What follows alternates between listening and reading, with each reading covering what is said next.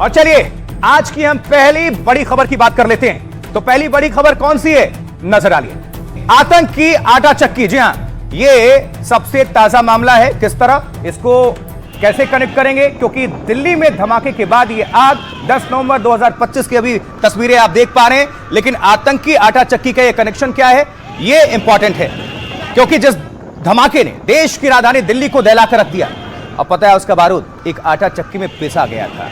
यानी कि विस्फोटक को बारूद और बम में बदलने के लिए आतंकवादियों ने आटा चक्की का इस्तेमाल किया। जी हां, इसलिए यह इंपॉर्टेंट थी, कड़ी को जोड़कर आपको दिखाएं।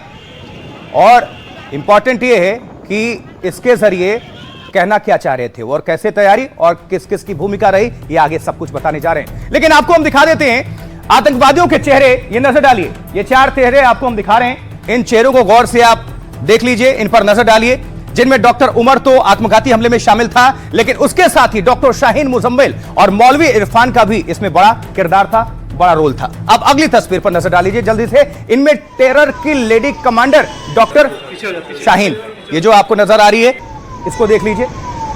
अब आपको बता दें, कल ही 10 दिनों के लिए एनआईए के रिमांड में इसे भेज दिया गया, क्योंकि यही डॉक्टर शाहीन आतंकवादियों की ऐसी फौज बनाने में लगी थी जो देश को दहला सके। और मसूद अजहर की आतंकी कमांडर शाहीन मिशन काफिर पर थी। नाम भी रखा गया था मिशन का काफिर, और जिसका इशारा क्या सरहद पार से आया था, ये इंपॉर्टेंट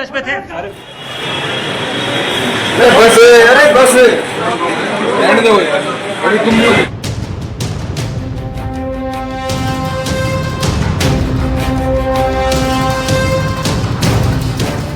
बनने वाली थी लेडी डॉक्टर की टेरर टीम, होने वाले थे धमाकों पर धमाके। बुरके के पीछे वो मंसूबा छिपा था जो हिंदुस्तान में तहलका मचा दे।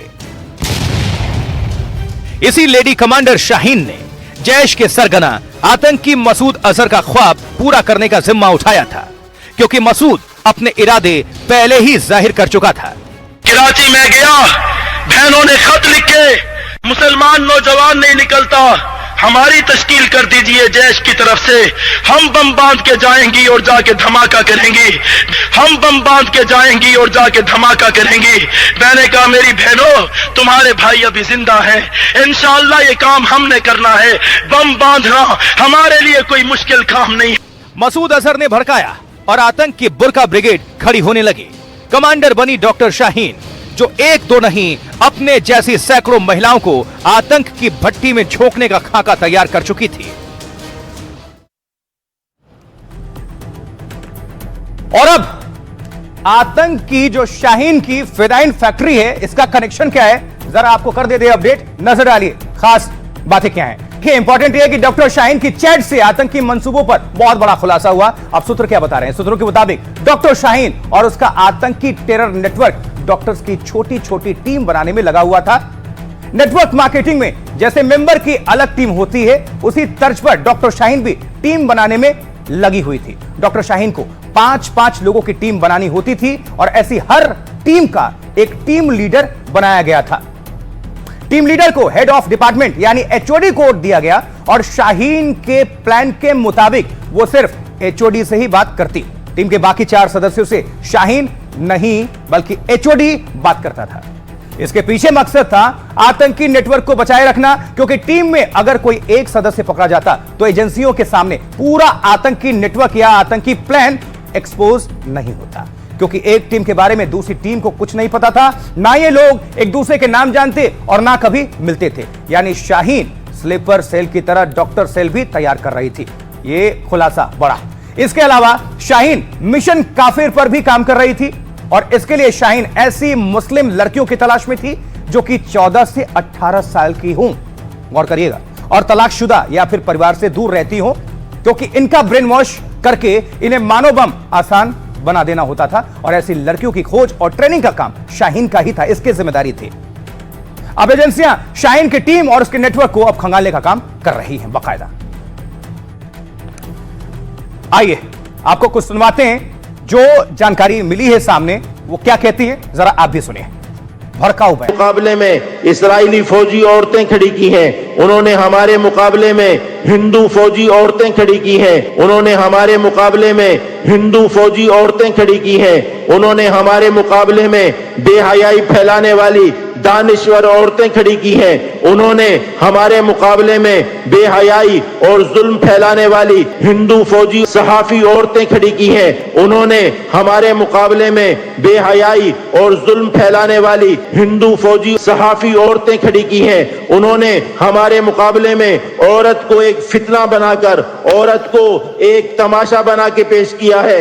हम उन सारे कुफ्र के इस सैलाब के मुकाबले में अपनी ईमान वाली बेटियों को खड़ा कर रहे हैं, ईमान वाली बहनों को खड़ा कर रहे हैं, और ये मुकाबला हमारी बेटियां और बहनें ही जीतेंगी। तो समंदर की झाग की तरह बहुत ज्यादा क्यों ना हो, लेकिन झाग है, मगर आप ईमान वालियां हैं, अल्लाह ताला की ताकत है। इंशाअल्लाह आप जीत जाएंगी, वो शिकस्त खा जाएंगी और इस्लाम पूरी दुनिया में गालिब होगा, और इस्लाम पूरी दुनिया में गालिब होगा। आखिर दावाना अल्हम्दुलिल्लाहि रब्बिल आलमीन।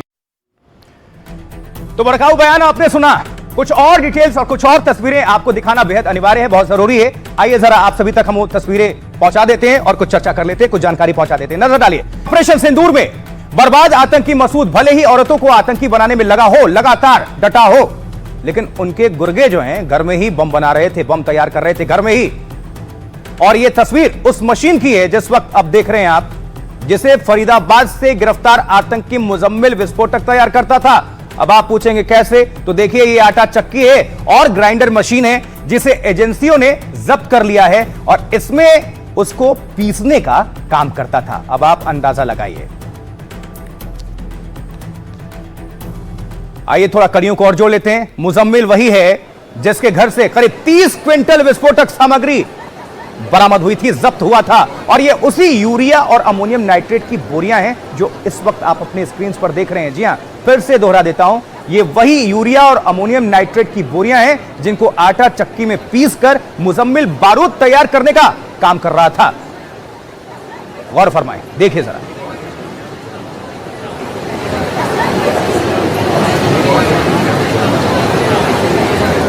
अब थोड़ा आपको दिखा देते हैं और समझा देते हैं कि आतंक की आटा चक्की कैसी थी। ये आतंक के आटा चक्की फैक्ट्री का ही है। नजर डालिए, आइए दिखा देते हैं फटाक से कि अल फलाह यूनिवर्सिटी के जिस डॉक्टर को पकड़ा गया था, वो आतंकी डॉक्टर आटा चक्की से विस्फोटक बना रहा था। आटा चक्की से आतंकी डॉक्टर मुजम्मिल को लेकर बहुत बड़ा खुलासा हुआ है कि वो घर में धमाके का सामान यानी बारूद तैयार कर रहा था और एक तरह से आटा चक्की को बम बनाने की मशीन बना दिया गया था।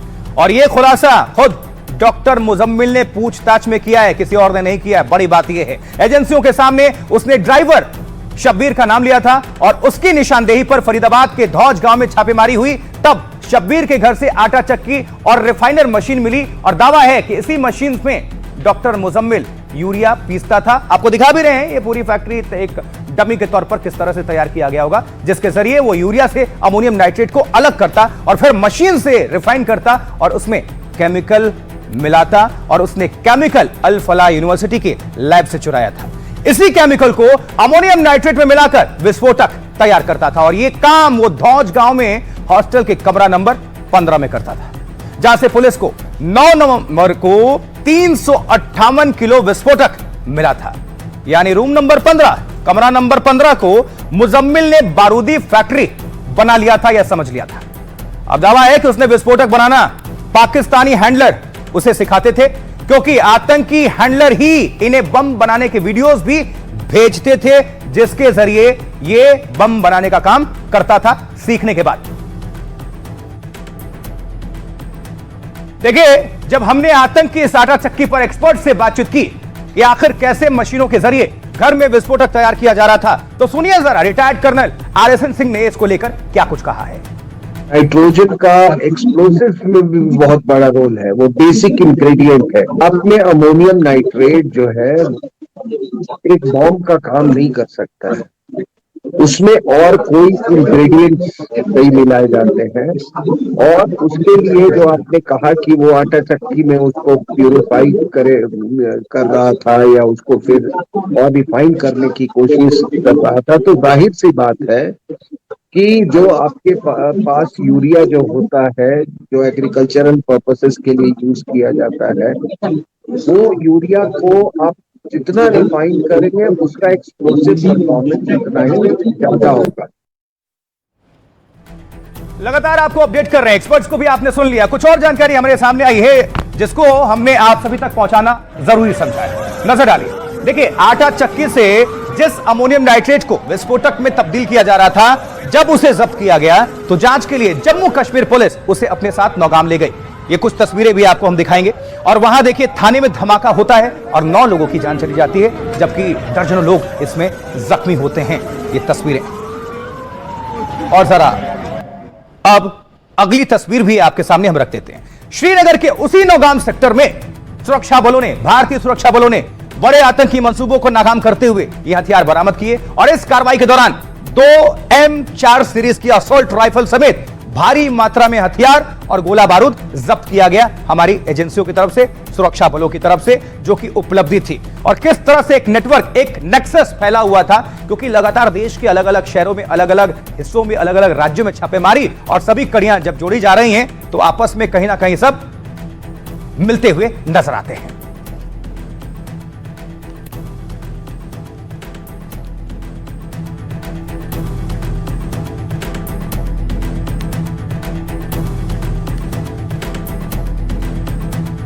अब कुछ और डिटेल्स आप सभी तक रखना और पहुंचाना बहुत जरूरी है। किस तरह से जो ये हमने तैयार किया है, ग्राफिक्स दिखाने का मकसद ये, मौलाना ये जो बीच में बैठा हुआ है, आप देख पा रहे हैं ये सामने, ठीक। अब यहां पर आतंकी बैठे हुए हैं और जो मीटिंग होती है, क्या था इसके बारे में अपडेट। दिल्ली धमाके का मास्टरमाइंड इरफान को यह माना जा रहा है और वो बैठा हुआ है, आप देख पा रहे हैं। आतंकवादियों की मीटिंग होती है मस्जिद के अंदर से, हथियार समेत। कहने को यह मस्जिद, लेकिन यहां बैठे कौन थे? आतंकी और उनके आका, जो कि मीटिंग करते हैं। और आपको बता दें, जम्मू कश्मीर के सोपिया का ये रहने वाला है। इरफान ने हमले के लिए डॉक्टर्स का नेटवर्क तैयार किया था, खड़ा किया था, और एनआईए ने पूछताछ की और पूछताछ में आतंकी इरफान ने बहुत बड़ा खुलासा किया। क्या? मस्जिद के भीतर आतंकवादियों के मजमे और हथियार पर इसने बोला है। सूत्र बता रहे हैं कि इरफान ने AK-47 का राज उगल दिया। दरअसल 2022 में मुजम्मिल ने मौलाना इरफान की मुलाकात और डॉक्टर आदिल अहमद और फिदाइन हमलावर उमर से कराई थी। कड़ियां जोड़िए, ये तीनों ही अंसार गजावत उल हिंद गुट से प्रभावित थे, इंस्पायर थे। और इरफान ने बताया कि ये उससे मिलने मस्जिद आए थे। अब दावा है अक्टूबर 2023 में दोनों मस्जिद अली में मिलने पहुंचे और जब इरफान से मिले तो इनके बैग में AK-47 राइफल मौजूद थी। मस्जिद अली में ही AK-47 का बैरल साफ करके ये चले गए। और अगले महीने नवंबर 2023 में आदिल फिर से AK-47 लेकर पहुंचता है और थोड़ी देर के बाद डॉक्टर मुजम्मिल और डॉक्टर शाहीन भी वहां पहुंच जाती है। मुलाकात के बाद जाते समय हथियार इरफान के पास छोड़ दिया जाता है, लेकिन अगले दिन आदिल फिर से आया और AK-47 लेकर गया। कुछ दिन पहले आदिल की अलमारी से हथियार भी बरामद हुआ था। मौलवी इरफान ने कबूला है कि उसने दूसरों को भी हथियार मुहैया करवाए हैं और पता किया जा रहा है कि क्या इरफान को हथियार पाकिस्तानी हैंडलर्स ने भेजे थे। ये पूरी कड़ियां। और अब आपको अगली तस्वीर भी दिखा देते हैं। ये कड़ियां हमने जोड़ी, पूरी कोशिश की कि समझा दें। देखिए, जम्मू कश्मीर ही नहीं, दिल्ली धमाके की जांच में हरियाणा की मस्जिद का कनेक्शन भी सामने आ रहा है, क्योंकि एजेंसियों ने गुरुग्राम के सोना की इसी मस्जिद से मौलाना और शिक्षक को उठाया है। यह तस्वीर आपके सामने हम रख रहे हैं। यही मस्जिद है जहां 2 लोग हिरासत में लिए गए हैं, उनसे कड़ी पूछताछ चल रही है और कड़ियां और नेक्सस जोड़ने का काम जारी है।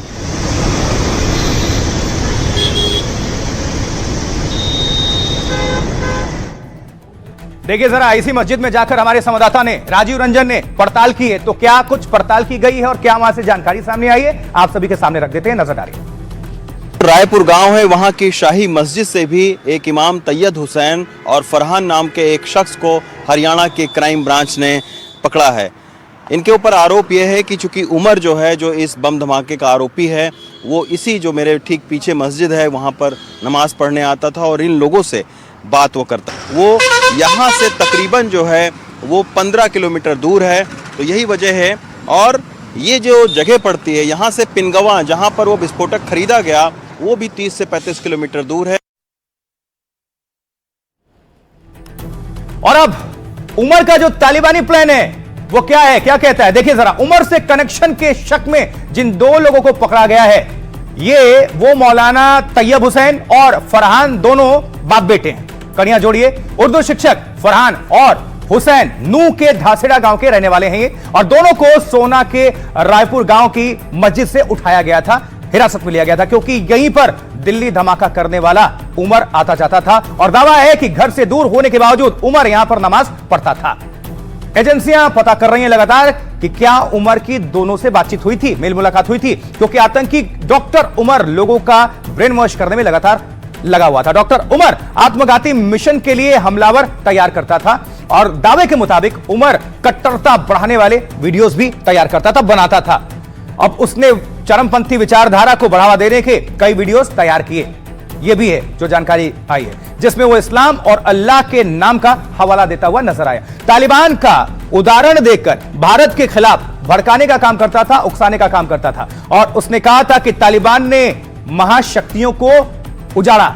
अगर मुट्ठी भर मुजाहिदीन रूस अमेरिका को हरा सकते हैं तो आप भी कर सकते हैं, जरूरत बस अल्लाह पर ईमान की है।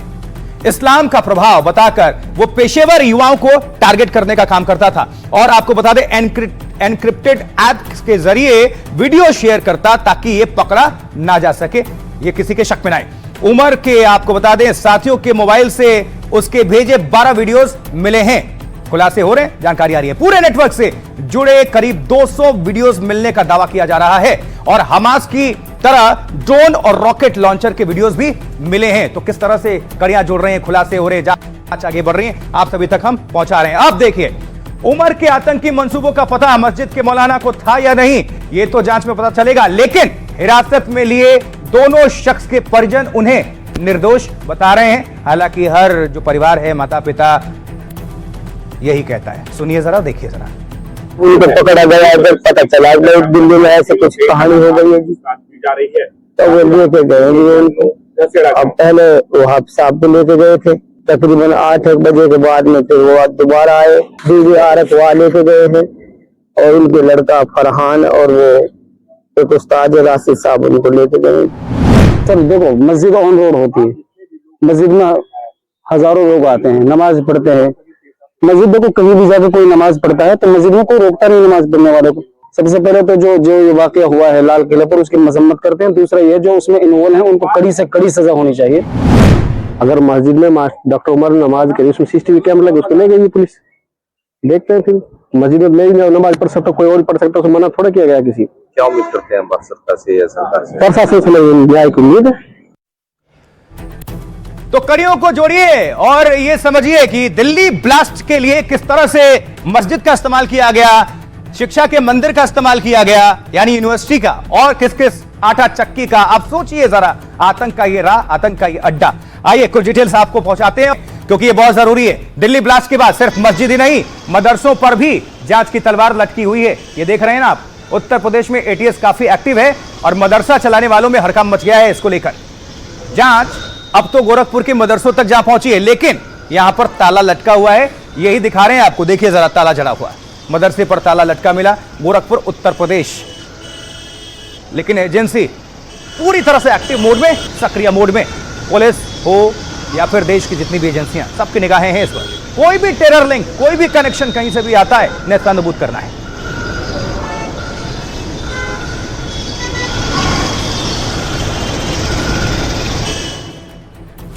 अब जरा समझिए कि यूपी टू हरियाणा रडार पर कैसे मदरसा, समझिए।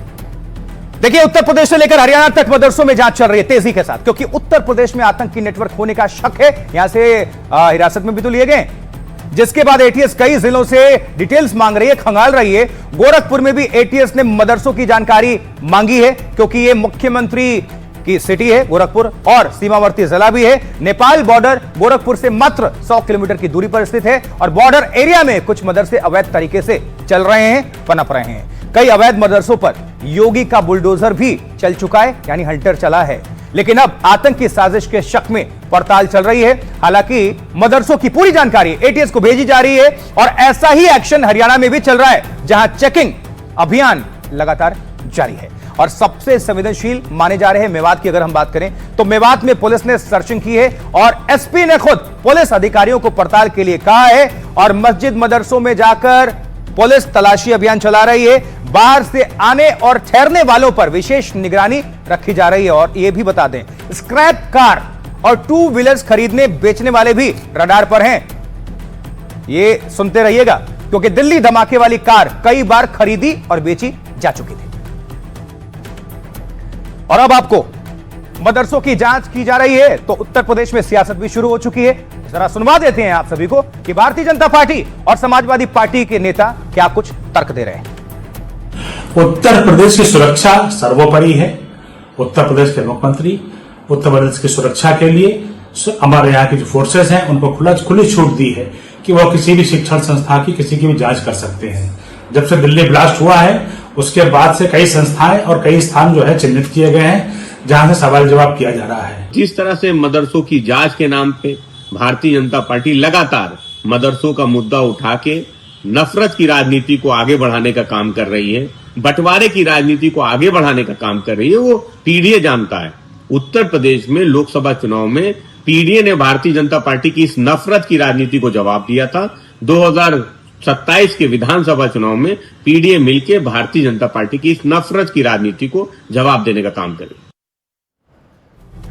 अब आपको हम तस्वीरें दिखाने जा रहे हैं। पहले ये तस्वीरें आप देख लीजिए, ये तो आप देख ही रहे हैं। अब जरा समझिएगा कि मदरसों और मस्जिदों की जांच हरियाणा में भी हो ही रही है। ये नूह की तस्वीर है जो आप देख पा रहे हैं। खासकर मेवात में और नूह में पुलिस एक्शन मोड में है। अब तस्वीर आप देखिए कि मस्जिद में जाकर पूछताछ की जा रही है। गौर करिए इन तस्वीरों पर।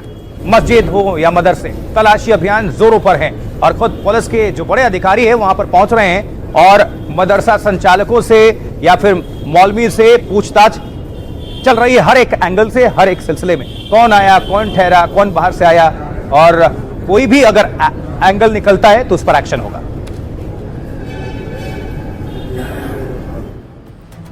यूपी टू हरियाणा मदरसों की पड़ताल से मौलाना भड़क चुके हैं तो उधर संत समाज कड़े एक्शन की डिमांड कर रहा है दोनों तरफ से। की जांच तो बहुत ही आवश्यक है और मदरसों में सीसीटीवी कैमरा बॉक्स वाले लगने चाहिए जिससे पता चल जाएगा ये मौलाना बच्चों को क्या शिक्षा दे रहे हैं। मदरसों में आतंकवादी छुपते हैं, मदरसों में हथियार छुपाए जाते हैं, मदरसों में पत्थर छुपाए जाते हैं और मदरसों में ऐसे बच्चों को तालीम दी जाती है कि उनको कट्टरवाद सिखाया जाता है। तो मदरसों की तो जांच होना बहुत ही आवश्यक है और मैं तो ये कहना चाहता हूँ संपूर्ण भारतवर्ष के मदरसों की जांच होनी चाहिए। बड़ा ही अफसोस होता है ऐसे लोगों पर जो मदरसे को आतंकवाद से जोड़ते हैं या जो है मदरसे की जांच की बात करते हैं। भाई मदरसा ही क्यों, तमाम ही लोगों की जांच होनी चाहिए। जो भी संदिग्ध पाया जाता है उसको कड़ी से कड़ी सजा मिलनी चाहिए। आतंकवाद का कोई मजहब नहीं होता और मजहब इस्लाम आतंकवाद का सख्त मुखालिफ है। तो ये बहुत अच्छी बात है कि आपकी शिक्षा किसके लिए हो रही है ये दिखाना बहुत जरूरी है। आपको विख्यात बनने के लिए धर्म सिखाया जा रहा है कि कुख्यात बनाने के लिए आतंकवाद सिखाया जा रहा है।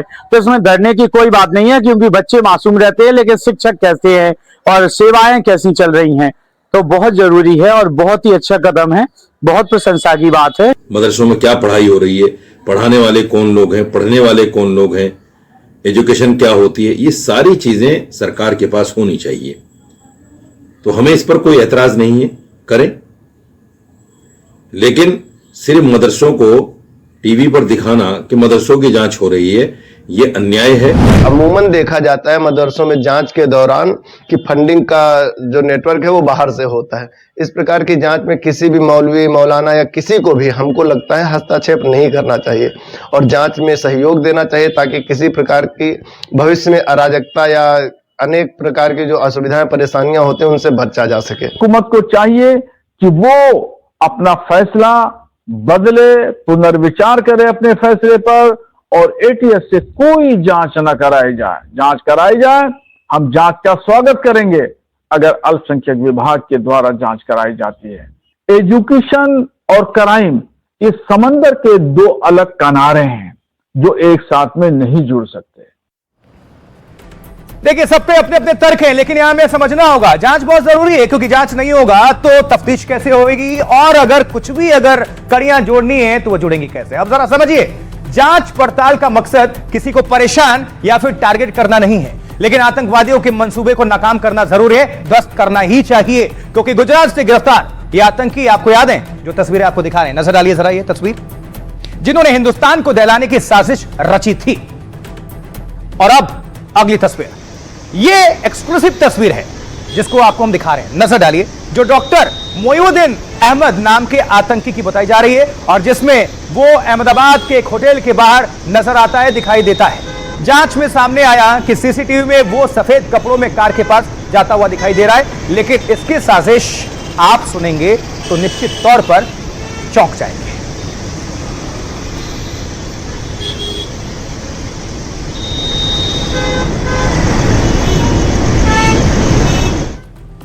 अब सीधा आपको समझाते हैं। आईएसआई के जिन 3 आतंकवादियों को गुजरात एटीएस ने पकड़ा है, वो भारत में कई जगह बड़े हमले करने की फिराक में थे, प्लानिंग में थे। दावा है कि मुख्य आतंकी डॉक्टर मोइनुद्दीन बड़ी तैयारी में था और वो राइसिन नाम के जहर से केमिकल अटैक करना चाहता था। जी हां, खतरनाक जहर है। आईएसआईएस के इन आतंकवादियों के टारगेट पर भारत के धार्मिक स्थल थे, पर्यटक स्थल थे। दावा है कि आतंकी मोइनुद्दीन अहमद हरिद्वार भी गया था, उत्तराखंड के हरिद्वार में आतंकी ने कई मंदिरों में रेकी कर ली थी और इससे पहले भी वो कई शहरों में जाकर रेकी कर चुका था। 7 नवंबर को उसका एक सीसीटीवी फुटेज सामने आता है जिसमें मोइनुद्दीन अहमदाबाद के होटल के बाहर देखा गया, नजर आया। दावा है यहां पर कि अहमदाबाद में हथियार लेने ये पहुंचा था आतंकी और वो अपने मंसूबों में कामयाब होता उससे पहले ही दबोच लिया गया। उसके साथ एटीएस ने 2 आतंकवादियों को बनासकांठा से पकड़ा था और जिसमें से एक आतंकी ने दूसरे को पार्सल भेजा था। अब क्या इसमें विस्फोटक या फिर संदिग्ध सामग्री थी, इसकी जांच जारी है क्योंकि एक आतंकी के घर से आईएसआईएस का झंडा और डिजिटल सबूत बरामद हुए थे। आतंकवादियों से मिले सबूतों के आधार पर एटीएस जांच करने में जुट चुकी है। अब लगातार हमारा मकसद है कि आप सभी को अपडेट कर देना। अब आगे बढ़ लेते हैं, आप सभी को आगे लिए चलते हैं क्योंकि बिहार, अब वहां पर बात, यह आतंकी नेटवर्क की बात हो गई जो कि पूरी तफ्तीश जारी है और आपको अपडेट भी कर रहे हैं। बिहार की बात कर रहे हैं। बिहार के बाद कई राज्यों में एसआईआर हो रहे हैं और इसके बाद घुसपैठियों में भगदड़ मच चुकी है। आइए कुछ आपको दे देते हैं एसआईआर को लेकर क्या घमासान चल रहा है, यह जानना बहुत जरूरी है क्योंकि बिहार के बाद देश के कई राज्यों में वोटर रिवीजन की प्रक्रिया चल रही है। पश्चिम बंगाल से लेकर तमिलनाडु तक एसआईआर की प्रक्रिया आगे बढ़ाई जा रही है। इसको लेकर हलचल भी है। ये भारत बांग्लादेश बॉर्डर की तस्वीरें हैं जो आप अभी देख पा रहे हैं। ये देखिए जरा, यहां पर हलचल है। लेकिन भारत बांग्लादेश बॉर्डर से ये हैरान कर देने वाली तस्वीर आई एसआईआर के बाद घुसपैठिए बांग्लादेश भागने की फिराक में। अगर आप गड़बड़ी नहीं करते हैं या गड़बड़ नहीं है तो भाग क्यों रहे हैं? अब यहीं पर सवाल है, समझ लीजिए, इसी में जवाब है। एसआईआर का ऐसा खौफ है कि जल्द से जल्द भारत छोड़ना चाहते हैं ये लोग। बंगाल में एसआईआर को लेकर भगदड़ मच चुकी है और बांग्लादेश भागने का काम कर रहे हैं लगातार ये घुसपैठिए। घुसपैठिए वही कि जो आपके घर में घुस आए हो जबरदस्ती।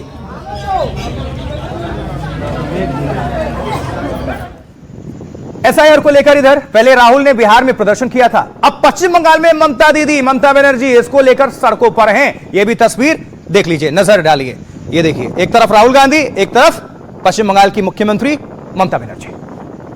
और अब आपको तस्वीर दिखाएंगे कहां की, असम की, जहां सबसे ज्यादा हलचल है क्योंकि अब असम की जो तस्वीरें हैं क्या कहती हैं। असम में कांग्रेस का प्रदर्शन चल रहा है और इसमें सत्ता पक्ष और विपक्ष आमने सामने है।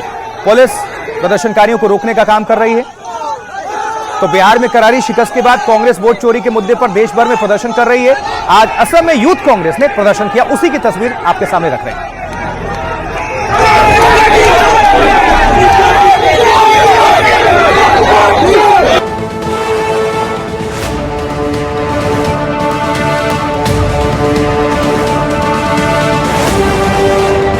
बिहार ने बंगाल में भाजपा की विजय का रास्ता भी बना दिया है। पश्चिम बंगाल में एसआईआर शुरू होते ही घुसपैठियों में भगदड़ मच गई है। ये तस्वीरें बता रही हैं कि कैसे एसआईआर के खौफ में बांग्लादेशी और रोहिंग्या बांग्लादेश भागने की तैयारी कर रहे हैं। परिवार और बच्चों के साथ ये घुसपैठिए भागने की ताक में थे। इनमें से कई के पास कोई दस्तावेज नहीं है लेकिन सालों से भारत में रह रहे थे। कोई यहाँ पर कोई डॉक्यूमेंट वगैरह था यहाँ पर? नहीं, डॉक्यूमेंट वगैरह तो बना नहीं पाए क्योंकि बनाने की कोशिश भी नहीं किया था। इसलिए कोशिश नहीं किया था क्योंकि डॉक्यूमेंट्स बनाने के जाएंगे तो फिर आगे किसी का डॉक्यूमेंट्स दिखाना पड़ता है। लेकिन एसआईआर के बाद बिहार चुनाव में विपक्ष की करारी शिकस्त के बाद पश्चिम बंगाल से लेकर तमिलनाडु और केरल में घमासान मचा है। सियासी दल को एसआईआर में हार की आशंका दिख रही है और बंगाल में भी करने वाला है। अगर करेगा तो घेराव कर्मसूची करेंगे, पूरा घेराव होगा।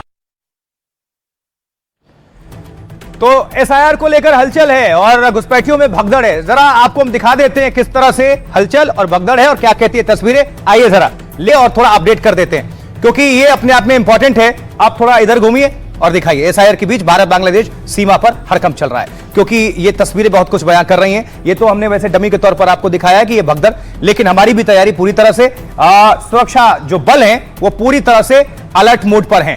अब आपको ये बता दें कि जो बॉर्डर है, हमारे पोस्ट पर अवैध घुसपैठियों की भीड़ ना हो, उसको रोकने की पूरी तैयारी चल रही है। उधर नॉर्थ 24 परगना की बात कर लें, ये बॉर्डर है वो खुला हुआ है, लेकिन यहां पर कुछ डिटेल्स मिल रही हैं कि 500 जो अवैध बांग्लादेश के नागरिक हैं वो घुसने की कोशिश कर रहे थे, लेकिन हमारी मुस्तैदी की वजह से वो रोक दिए गए। और वो हालांकि बांग्लादेश जल्द से जल्द अब लौटना चाहते हैं। पहले भारत आना चाह रहे थे और अब सख्ती के बाद बांग्लादेश लौटना चाहते हैं। ये तो स्थिति है, लेकिन इनके पास दस्तावेज नहीं था, इलीगल थे, और इसलिए हम कह रहे हैं कि घुसपैठी हैं और इनको एसआईआर का इतना खौफ, इतना भगदड़ है कि ये लोग घबराए हुए हैं। हालांकि कुछ लोग दावा कर रहे हैं कि उन्होंने डॉक्यूमेंट्स, उन्होंने दस्तावेज तैयार कर रखे हैं, लेकिन ये आपको बता दें, कहते हैं इनके मुताबिक ये जो दावा कर रहे हैं जसोर जिले के, ये मूल निवासी हैं, अपने आपको बता रहे हैं, लेकिन जब डॉक्यूमेंट्स चेक होंगे तो ये सब कुछ आ जाएगा सामने। हालांकि छोटे छोटे व्यवसाय या घरेलू काम करते हैं अधिकांश इनमें से जो बांग्लादेश वाले हैं। चलिए अब आगे बढ़ते हैं और आपको जो बता दें कि जो लोग बांग्लादेश बॉर्डर पर पार करने की कोशिश कर रहे थे या फिराक में थे, उनके जरिए सुनिए कि वो कैसा खौफ है और क्या महसूस कर रहे हैं। नजर डालिए। आप यहाँ पर कितने साल पहले बांग्लादेश से आए थे? करीब 20 साल पहले। अच्छा, यहाँ पर कहाँ रहते थे? हुगली के डानकुनी में। अच्छा, सह परिवार थे? हाँ, परिवार में सब है उसमें। हाँ, तो क्या कामकाज होता था यहाँ पर? आप क्या काम? कुछ तो मैं नहीं करता था, पापा करते थे काम, क्योंकि मेरा आंखों का डॉक्टर दिखाने के लिए यहाँ आए हुए थे। हम इनलीगल तरीके से आए थे, बट फिर आने के बाद जाने का मौका नहीं मिला, इसलिए 20 साल रह गए थे इधर। क्या नाम है आपका? मेहदी हसन अहमद। 10 साल पहले बांग्लादेश से यहाँ आई थी। लॉकडाउन के वक्त यहाँ से जाना मुश्किल हो गया। इसी के बाद मेरे पति की मौत हो गई।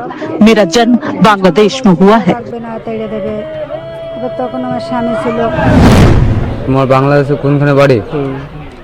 मैं यहाँ कामकाज के सिलसिले में आया था। बांग्लादेश में घर बनाने के लिए पैसे जुटा रहा था। रोजी रोटी के लिए काफी मेहनत करनी पड़ी। यहाँ का हमारा कोई वोटर आईडी नहीं है। मेरे सारे दस्तावेज बांग्लादेश के हैं। विदेश का छिले থাকতে দিবে না বাংলাদেশের লোককে ওই জন্য।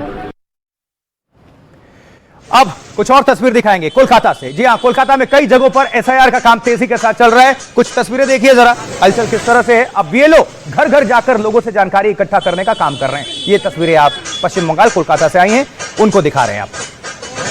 बंगाल में कहां बढ़ गए हैं वोटर्स, ये भी देखने वाली बात होगी। लेकिन केंद्र सरकार भी लेकर और इलेक्शन कमीशन भी पूरी तरह से चुस्त है, दुरुस्त है।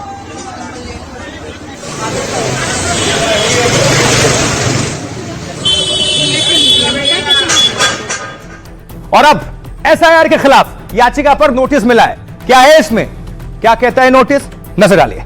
देखिए, एसआईआर के खिलाफ कई राज्य सरकार ने सुप्रीम कोर्ट में याचिका दायर की है, लेकिन केरल सरकार ने फिलहाल प्रक्रिया पर रोक लगाने की मांग की है। अब इसके लिए स्थानीय चुनाव का हवाला दिया गया है। केरल सरकार की याचिका पर सुप्रीम कोर्ट ने नोटिस जारी कर दिया है और सुप्रीम कोर्ट ने इस पर चुनाव आयोग से जवाब मांगा है। और इस मामले की अगली सुनवाई अब 26 नवंबर को होनी है, उसमें भी ज्यादा वक्त है नहीं। 26 नवंबर को बिहार एसआईआर पर लंबित याचिकाओं की भी सुनवाई होगी, जबकि तमिलनाडु और पश्चिम बंगाल में भी एसआईआर को लेकर चुनौती दायर की गई है। चुनाव आयोग के एसआईआर फैसले के वैधता को, वैलिडिटी को भी चुनौती दी गई है।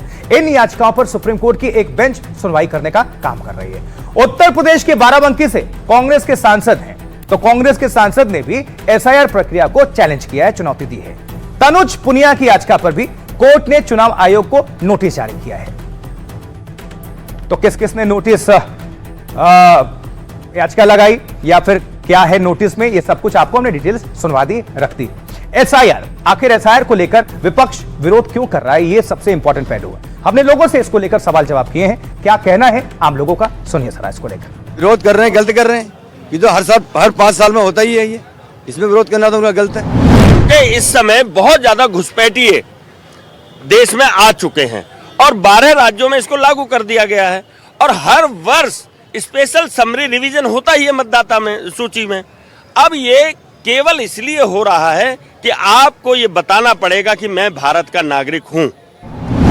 देखिए अब विपक्ष कहने हैं, उनका कहना है वो उनके साथ है क्योंकि सबका सोचना अलग है, लेकिन अगर being a part of a youth तो उसके लिए ये स्टेप बहुत जरूरी है, क्योंकि आगे ही क्लियर नहीं होगा सिटीजनशिप और वोट की राइट ही क्लियर नहीं होगा तो आगे फिर कैसे बढ़ेंगे। इसको अच्छा से ट्रीटमेंट होना चाहिए, कौन इधर का है कौन बाहर का है, इसका ट्रीटमेंट अच्छा होना चाहिए। हाँ, जेन्युइन वोटर को रखना चाहिए, जो अनलीगल वोटर है तो उसको तो खत्म करना चाहिए।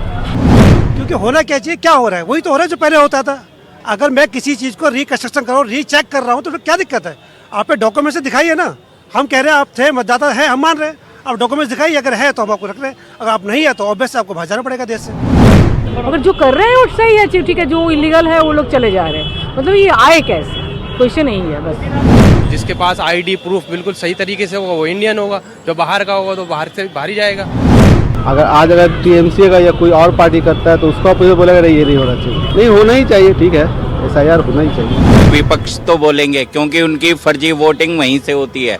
जितने भी आप देख सकते हो आप इसमें बंगाल में जो बांग्लादेशी आके बसे हुए हैं, तो उसी हिसाब से ये बहुत जरूरी है देश के लिए, ये जब भी लागू होना चाहिए हर राज्य के लिए। दिक्कत तो हो ही रहा है, SIR तो बीजेपी का एक चाल है वोट चोरी करने का।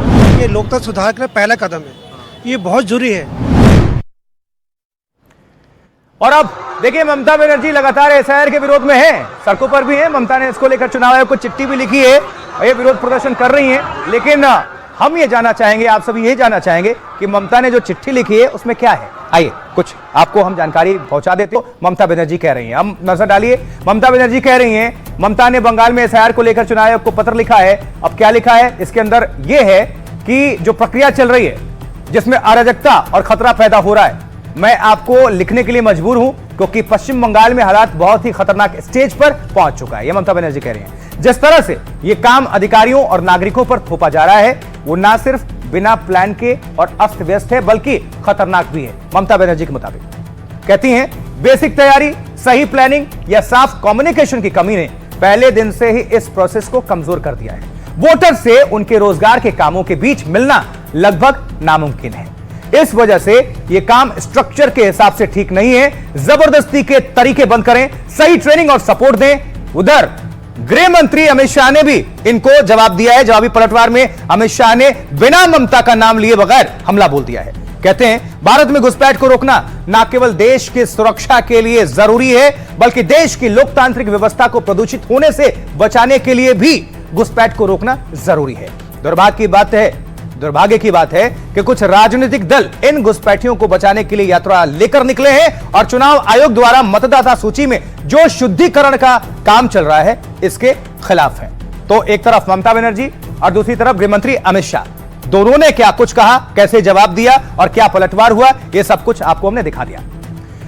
तो एक तरफ बिहार के नतीजों से विपक्ष SIR के खिलाफ हमलावर है, तो वहीं बीजेपी का अपना अगला मिशन बंगाल है। अब सुनिए जरा क्या कह रहे हैं प्रधानमंत्री नरेंद्र मोदी और ममता बनर्जी, दोनों को सुनवाएंगे। इलेक्शन कमीशन को चेयर को रेस्पेक्ट करते हैं, लेकिन जैसे बिहार में 40 लाखों का ज्यादा आदमी को नाम निकाल दिया और बंगाल में भी करने वाला है, अगर करेगा तो घेराव कर्मसूची करेंगे, पूरा घेराव होगा, पूरा आंदोलन होगा। हम नाम काटने नहीं देंगे, हम नाम डालने नहीं देंगे डिटेंशन कैंप में। गंगा जी यहाँ बिहार से बहते हुए ही बंगाल तक पहुंचती है। बिहार ने बंगाल में भाजपा की विजय का रास्ता भी बना दिया है। मैं बंगाल के भाइयों बहनों को भी आश्वस्त करता हूं, अब भाजपा आपके साथ मिलकर पश्चिम बंगाल से भी जंगल राज को उखाड़ फेंकेगी।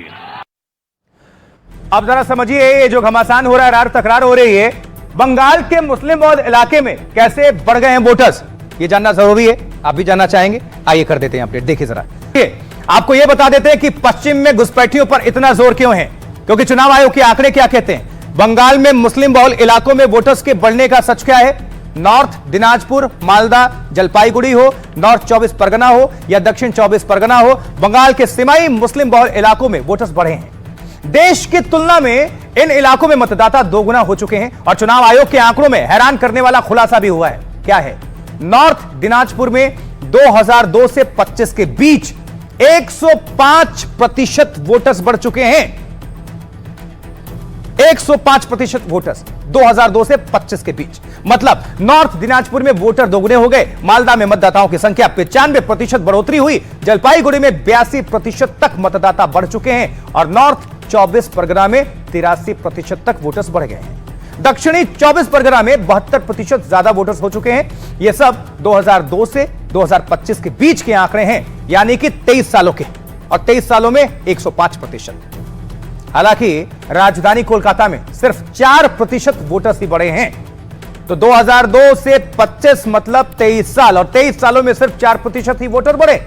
जबकि नॉर्थ दिनाजपुर मालदा में आंकड़े बहुत ज्यादा हैं, 100% से भी ज्यादा। जलपाईगुड़ी, नॉर्थ 24 परगना, दक्षिण 24 परगना भी बहुत आगे हैं। बंगाल में 2002 से 2025 के बीच कुल 67.28% वोटर्स बढ़े। जबकि पूरे देश में इसी 23 सालों में कितना, 49% वोटर्स बढ़े अधिकतम। मतलब बंगाल में बढ़ोतरी की दर राष्ट्रीय औसत से बहुत ज्यादा है, और इसी को लेकर बीजेपी घुसपैठ के आरोप लगाया करते हैं। तो घुसपैठ आखिर हो कैसे रहा है? घुसपैठिए देश कैसे आ जा रहे हैं? बीएसएफ के बॉर्डर सिक्योरिटी फोर्स के पूर्व एडीजी संजीव कृष्ण सूद इस पर क्या कह रहे हैं, आपको सुनना चाहिए, सुनिए। इलीगल माइग्रेंट्स आकर रहते हैं, अपने पेपर्स बनाते हैं, और उसके बाद जब पेपर्स बन जाते हैं तो वो फेंस गेट से क्रॉस कर जाते हैं। भारत के जो बीएसएफ के जवान हैं उनके पास कोई ऐसी टेक्नोलॉजी उपलब्ध नहीं है जिससे कि वो इन पेपर्स की जेन्युइननेस को असेस कर सके। एसआईआर की बात हमने कर ली, घुसपैठियों की बात कर ली। चलिए अब आगे बढ़ते हैं। आज भारत के लिए एक दुखद खबर, क्योंकि तेजस फाइटर जेट हादसे का शिकार हुआ। आइए कुछ तस्वीरें और की जो जानकारी है वो आप सभी को जरूर देखनी चाहिए, क्योंकि आज की सबसे बड़ी खबर रही तेजस फाइटर जेट हादसे का शिकार हुआ। दुबई एयर शो चल रहा था और वहां पर हमारा जो ये फाइटर जेट है वो क्रैश होता है, जोरदार धमाका होता है और पायलट का निधन होता है। ये एयर शो की तस्वीरें फिलहाल आपको हम दिखा रहे हैं।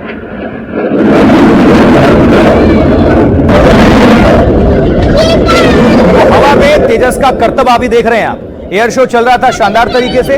दुबई की ये तस्वीरें हैं। और एयर शो में आपको बता दें, जब से एयर शो आयोजित हुआ था ये एडिशन, तेजस ने अपनी गजब की छाप छोड़ी थी दुनिया में।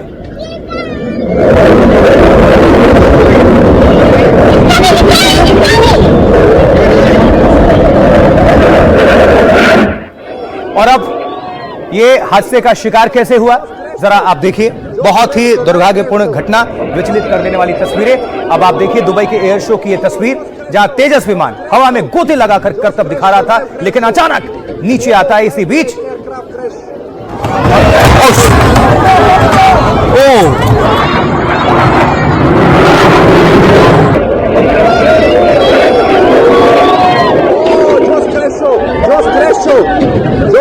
Live crash show, flight crash, aircraft crash.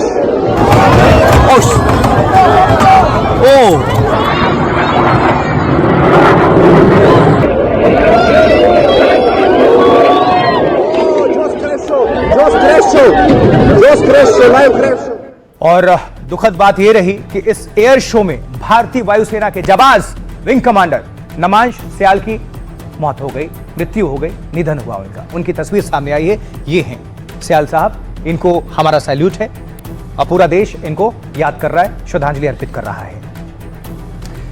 दुखद खबर ये, जिसने भी देखी सबकी आंखें नम है, हाथ नम है। अब चलिए अब आपको बता देते हैं कि आखिर यह हादसा हुआ कैसे, ये जानना जरूरी है। दुबई में पिछले 5 दिनों से ये एयर शो चल रहा था और आज इस एयर शो का आखिरी दिन था, जिसमें तेजस फाइटर विमान ने शिरकत किया। लेकिन इसी बीच विमान हादसे का शिकार बन बैठा। इस हादसे में एयरफोर्स पायलट की जान चली गई है, जिनकी जानकारी अभी आप सभी तक हम पहुंचा रहे थे, तस्वीरें दिखा रहे थे। दावा है कि नेगेटिव G-फोर्स टर्न से यह हादसा हुआ। दरअसल जब विमान हवा में गोता लगाता है तो पायलट के शरीर पर इसका असर पड़ता है और उसे लगता है कि वो सीट से ऊपर उठ रहा है। इसमें सिर की ओर खून तेजी के साथ बढ़ने लगता है। चक्कर आने की वजह से कंट्रोल यानी संतुलन बिगड़ सकता है और इसे ही नेगेटिव G-फोर्स टर्न कहा जाता है। एक्सपर्ट्स क्या कह रहे हैं? एक्सपर्ट्स का मानना है कि पायलट इससे उबर नहीं पाए और जिसकी वजह से विमान सीधे नीचे की तरफ चला गया और तेजस फाइटर जेट हादसे का शिकार बन गया। एयरफोर्स ने इस हादसे की जांच के आदेश जारी किए हैं। देश में आपको बता दें, ऐसे में जो रिपोर्ट है, रिपोर्ट आने के बाद हादसे की असल वजह पता चल जाएगी और अभी तक केवल कयास लगाए जा सकते हैं। लेकिन ऐसे में तमाम एक्सपर्ट्स भी अपनी अपनी राय रख रहे हैं। इस हादसे के बाद डिफेंस एक्सपर्ट ने क्या कहा है, प्रफुल्ल बख्शी साहब, उनको सुनवाते हैं, सुनिए जरा। सबसे बड़ा लॉस है कि हमने एक अनमोल पायलट को खो दिया है, जो बहादुर पायलट हमारा था, हमारे साथ नहीं रहा। ये जो प्रोफेशन है फाइटर फ्लाइंग का, ये दुनिया का सबसे डेंजरस प्रोफेशन माना जाता है, किसी को करना होता है। हमारे बहादुर लड़के और लड़कियां, मेन एंड वुमेन, इसको कर रहे हैं, तो हमारे को गर्व है उनके ऊपर। और ये जो बहुत दुखद घटना हुई है, पर इसकी इंक्वायरी होगी, इसकी इंक्वायरी का जब नतीजा निकलेगा तो उस पर अमल किया जाएगा और सारे कदम उठाए जाएंगे। चलिए, पायलट को श्रद्धांजलि है हम सभी की तरफ से, हमारी पूरी टीम की तरफ से, एनडीटीवी की तरफ से। आगे बढ़ते हैं, अब बात बिहार की, क्योंकि नीतीश नहीं सम्राट हो गए हैं गृह मंत्री। क्या है विशेष खबर, आइए कर देते हैं अपडेट। ये बहुत जरूरी है क्योंकि इसके मायने बहुत बड़े हैं, संकेत बहुत बड़े हैं, संदेश बहुत बड़े हैं। देखिए, बिहार में शपथ के बाद विभागों का बंटवारा हो चुका है और 20 साल में पहली बार नीतीश कुमार के पास गृह मंत्रालय नहीं है। यह बड़ी बात है। कल ही नीतीश कुमार ने शपथ लिया मुख्यमंत्री के तौर पर और उनके डेप्यूटी सम्राट चौधरी ने शपथ ली थी। आज विभागों का बंटवारा हुआ है। अब आपको नीतीश कैबिनेट के विभागों के बंटवारे ने जो हुआ है सब कुछ, वो चौंकाता है। 20 साल में पहली बार नीतीश के पास गृह मंत्रालय नहीं है। डेप्यूटी सीएम सम्राट चौधरी बिहार के नए गृह मंत्री होंगे और सम्राट के हाथों में बिहार के कानून व्यवस्था की जिम्मेदारी भी होगी। लगातार दूसरी बार सम्राट चौधरी डेप्यूटी सीएम बने हैं और अब तक नीतीश कुमार अपने पास गृह मंत्रालय भी रखते थे। और आपको थोड़ा बता भी दें, जब भारतीय जनता पार्टी के पास रहे तब भी और जब आरजेडी के साथ रहे तब भी रार तकरार होती रही, इसके लिए जंग चलती रही, लेकिन नीतीश कुमार पीछे हटे नहीं, हमेशा गृह मंत्रालय इनके पास। बीजेपी जेडीयू में मंत्रालयों को लेकर कई राउंड की चर्चा हुई थी। भारतीय जनता पार्टी ने इस बार मंत्रालय में बदलाव की मांग की थी। दावा किया गया है कि शुरू में नीतीश इसको लेकर तैयार नहीं थे, राजी नहीं थे, लेकिन अब नीतीश कुमार ने बीजेपी की एक बड़ी मांग मान ली है। वित्त और ऊर्जा मंत्रालय जेडीयू के पास, गृह के साथ कृषि भी बीजेपी के पास। बीजेपी के रामकृपाल यादव कृषि मंत्री बनाए गए हैं। और अब अगली खबर मध्य प्रदेश की राजधानी भोपाल से, जहां बदमाशों का इलाज हो गया है। क्या है ये पूरी खबर और क्या कहती हैं तस्वीरें, आइए जरा दिखा देते हैं, देखिए मजा आएगा। दरअसल आपको बता दें कि 2 दिन पहले भोपाल के एक कैफे में बदमाशों ने जमकर उत्पात मचाया था, जमकर तोड़फोड़ की थी, गुंडागर्दी की थी। पहले तस्वीर थोड़ी देर देख लीजिए, 5 सेकंड देखिए।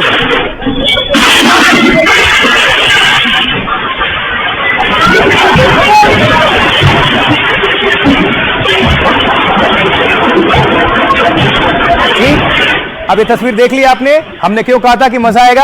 अब रुकिए, थोड़ा इंतजार करिए, देखिए। एक साथ 20 बदमाशों ने लोगों पर हमला बोला, ये तस्वीर देखी। अब 2 दिनों के बाद अब आइए थोड़ा आगे लिए चलते हैं, दिखा देते हैं, थोड़ा 5 सेकंड मौज लीजिए, देखिए जरा। ये सजा है, इसमें संदेश है, इसलिए हमने ये कहा।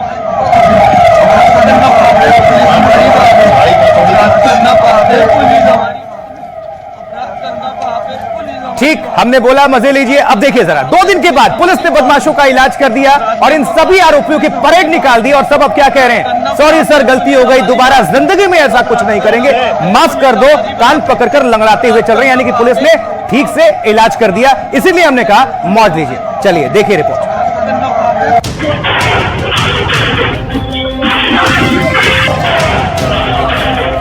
तारीख थी 18 नवंबर 2025। अचानक से भोपाल के एक कैफे में 20 से 25 नकाबपोश बदमाश घुसे और लोगों पर हमला बोल दिया। किसी को कुछ समझ ही नहीं आया कि हो क्या रहा है। कैफे में जो लोग अपने दोस्तों और परिवार के साथ पहुंचे थे, वो जैसे तैसे जान बचाकर भागते दिखे। लेकिन 2 दिन के बाद एमपी पुलिस ने बदमाशों का पूरा इलाज कर दिया। नकाबपोश बदमाशों को लोगों के सामने बेनकाब कर दिया और सरेआम सड़क पर इन गुंडों की परेड निकाली गई।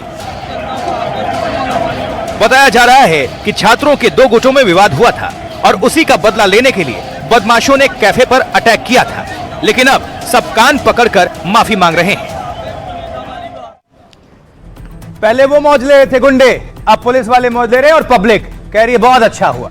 इसीलिए ये मैसेज पहुंचाना और तस्वीर दिखाना आप सभी तक जरूरी था। हमने इसलिए जानबूझ के शब्द यूज किया, मौत दीजिए। ऐसा ही होता है और ऐसा होना चाहिए, क्योंकि आप लॉ एंड ऑर्डर को ना तोड़ें, कानून को हाथ में ना लें और हिसाब से रहें। चलिए अब आगे बढ़ते हैं। दिल्ली एनसीआर की खबर, पॉल्यूशन का नहीं मिल रहा है सलूशन। दिल्ली आपको लिए चलते हैं। दिल्ली में देखिए शीतलहरी का प्रकोप है। माउंट आबू में जमने लगी है बर्फ, यह जानकारी मिल रही है और ठिठुरने लगा है पूरा उत्तर भारत। और ये तस्वीरें देखिए, धुंधली, विजिबिलिटी कम, पॉल्यूशन बहुत ज्यादा।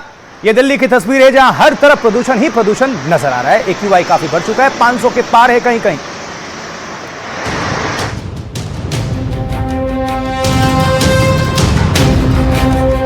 दिल्ली में बढ़ता प्रदूषण अब लोगों की सांसें फुलाने लगा है। सांस के मरीज तेजी से बढ़ रहे हैं। हालात इतने खराब हो चुके हैं कि दिल्ली प्रदूषण के मामले में दुनिया में नंबर 1 बन गई है,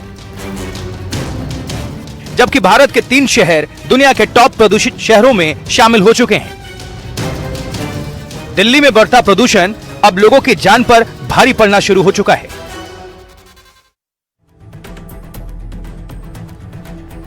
और अब देखिए दुनिया के वो 10 सबसे प्रदूषित शहर कौन से हैं, जानना चाहेंगे आप? देखिए दुनिया के टॉप 10 प्रदूषित शहर नजर डालिए। दिल्ली से शुरू कर लीजिए। उधर भारत का AQI लेवल कितना है अभी? 506। दिल्ली, राजधानी दिल्ली है देश की। उधर ताशकंद उज्बेकिस्तान, कितना है AQI? 251 वहां पर। लाहौर पाकिस्तान, AQI कितना है? 215। ढाका बांग्लादेश, कितना है AQI? 211। कोलकाता अपने भारत में AQI कितना है? 211।